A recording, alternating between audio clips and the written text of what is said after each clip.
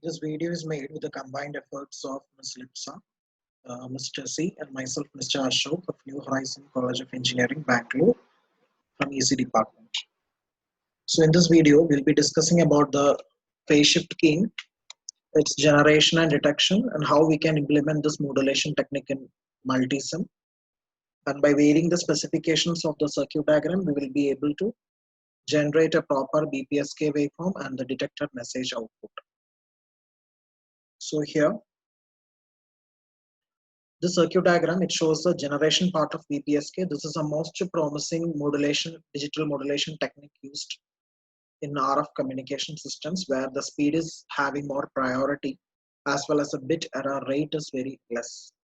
So the probability of error is very less for this modulation technique, and the high, that is the requirement of high speed applications, it can be satisfied with this particular modulation technique. So it is almost mostly used in wireless communications like Bluetooth and high-speed modems.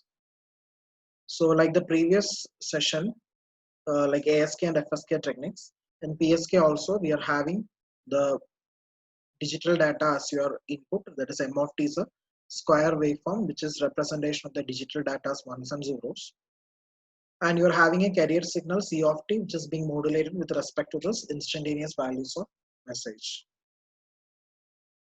So there are two transistors, one NPN, the other one is PNP. SL100 is acting as NPN transistor and SK100 is acting as a PNP transistor. So this is followed by these two transistors. It is high power switching power frequency, high power and high frequency transistors. They are followed by a summer circuit having unity gain. So this is the output of this particular op amp is producing the actual BPSK output. So here, whenever the message is 1, that is digital data is 1, the NPN transistor will be forward bias and it will be conducting. At the same time, your PNP transistor will be off, so that this carrier signal C of T will be appearing at the emitter of SL100.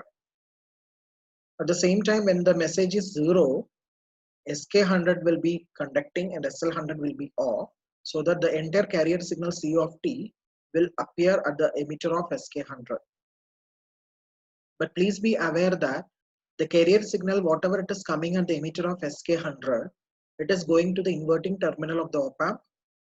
Meanwhile, the carrier which is available at the emitter of SL100, it is available to the positive terminal of the op amp, which means that this particular amplifier, unity gain amplifier acting as a summer, will be adding the two signals. But the thing is that the carrier that is coming at the minus terminal will experience a 180-degree phase shift when it is being added to the carrier signal that is available at the positive terminal of the op amp. So the output of this op amp, when you observe, we can see that a 180-degree phase shift is introduced to a carrier signal whenever the message is switched from 1 to 0, as well as from 0 to 1. So that is what is a modulation that has happened here. So modulation in the sense, the phase of the carrier signal has been altered with respect to the message variation from 1 to 0 and back from 0 to 1. So this is what is being interpreted as the output of this op amp. So I would like to show the output waveform as here. So here you have a 500 Hz message signal which is to be transmitted from the transmitter to receiver. And for this, you're having a carrier signal of frequency 2 kilohertz. So whenever the frequency or that is message changes from high frequency to low frequency, you will experience, from 1 to 0, you will experience a phase shift as shown here. So this is a phase shift that is being experienced.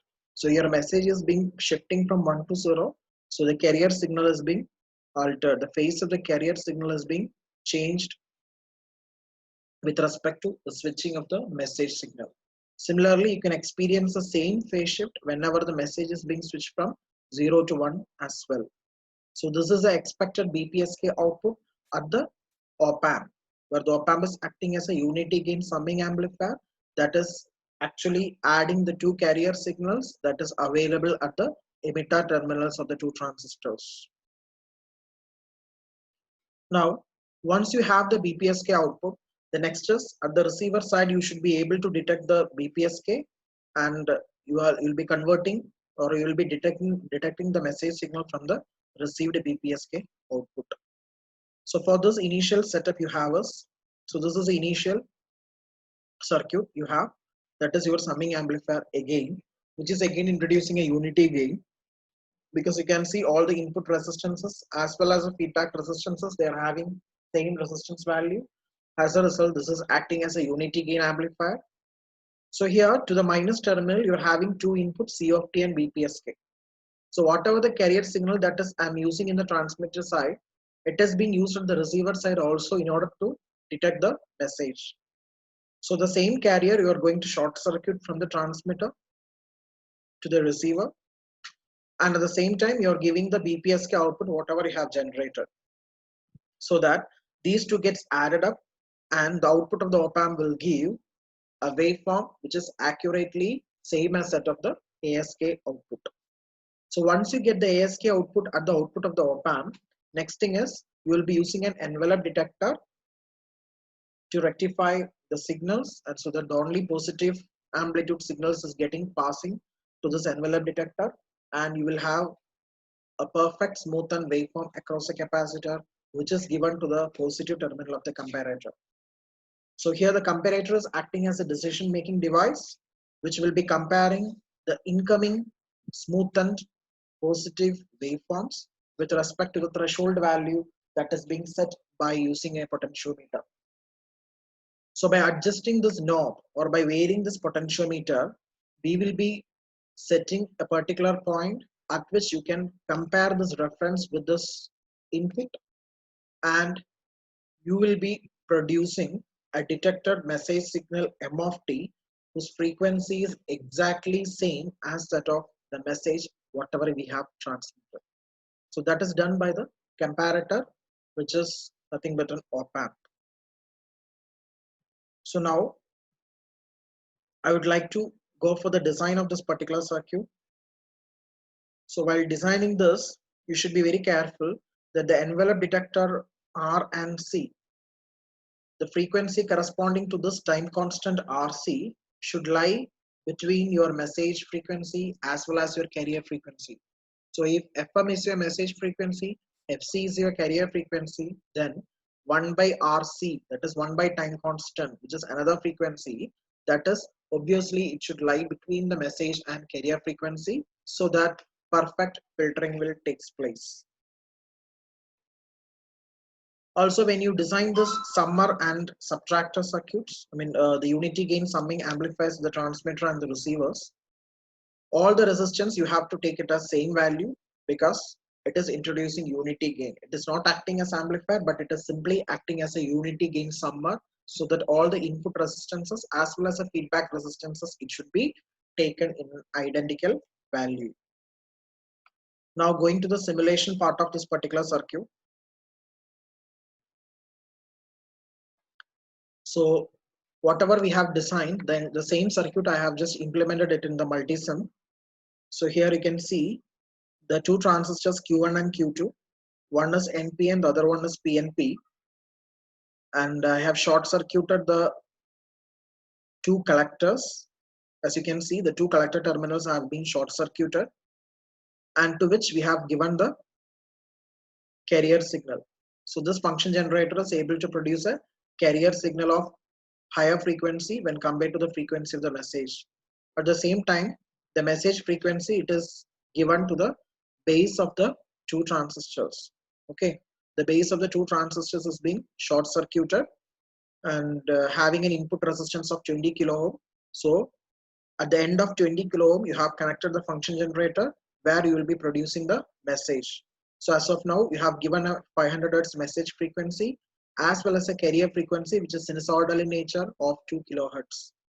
So this 2 kHz carrier signal is used to modulate this particular message, and the phase of this carrier signal is being switched, or it is being altered at every transition point from high to low as well as low to high. So here, after this transistor switchings, you have the two carrier signals available at plus and minus terminal of the op-amp. So at the output of the op-amp, you're actually experiencing a BPSK output where this op-amp is acting as a summer, that is adding the two carrier signals. But you can see that one of the carrier signal is appearing at the minus terminal, that is actually introducing the 180-degree phase shift. Now I would like to show the input waveforms. So once I'll stop the simulation and I'll run again, so that first CRO, it will be showing your input waveforms. So here I have plotted the input waveform, that is message as well as a carrier. Obviously the frequency of the carrier is a little bit higher than that of the message. And now I'll be checking this output. So here you have used a CRO where the first channel is connected to the op-amp output and another channel is being connected to the message. So simultaneously the BPSK output is being tracked with respect to this message. So once you stop this, you can see it very clearly. See, when the message is having a transition from 1 to 0 as well as from 0 to 1, see here at this point a clear 180-degree phase shift is being introduced. Okay, so whenever you have a phase shift, I mean whenever you have a transition of message from 1 to 0 as well as from 0 to 1, you are experiencing a clear cut phase shift. So this is the approximate BPSK output that is being shown. Now going to the detector part, again you have a summing amplifier here where you will be introducing the BPSK output as well as a carrier signal. See, whatever the carrier signal that we have used in the modulation part, the same carrier signal is being used here. So that carrier signal along with the BPSK output, see this is your BPSK output that is coming back to the detector point. So both of them, they are being added by using a unity gain summing amplifier followed by an envelope detector. So we are expecting an approximate ASK output at this op-amp, and at the end of this RC parallel combination, we are expecting a smoothened waveform, which is then given to the decision making device, that is your op-amp, acting as a comparator.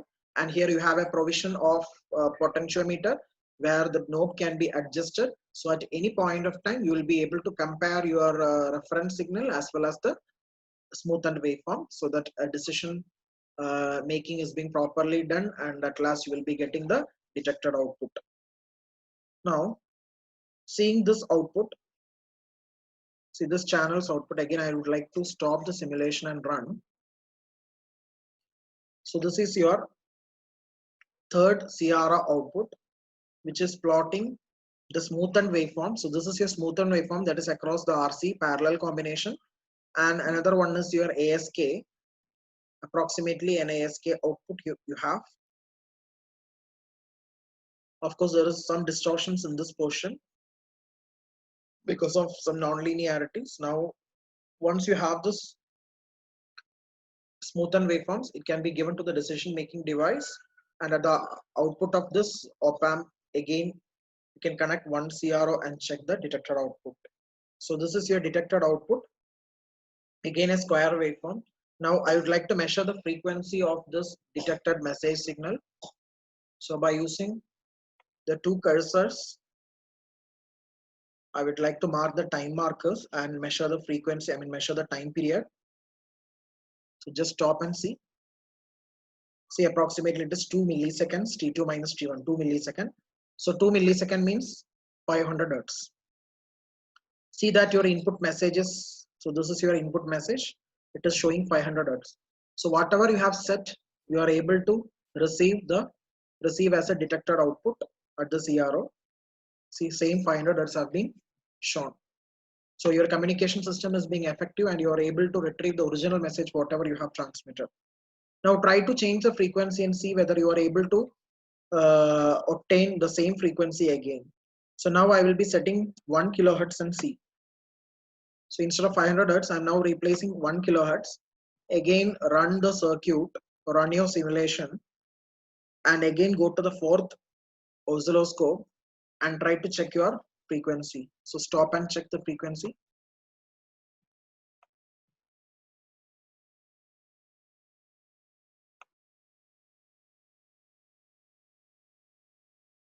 See, again it is 1 millisecond, approximately it is 1 millisecond. So whatever the frequency you have transmitted, it is being reproduced at the receiver without any distortions. So that is what is the detection and generation of BPSK, which is a promising modulation technique, digital modulation technique that is being used in high-speed wireless communications, including Bluetooth protocols and wireless modems. Thank you.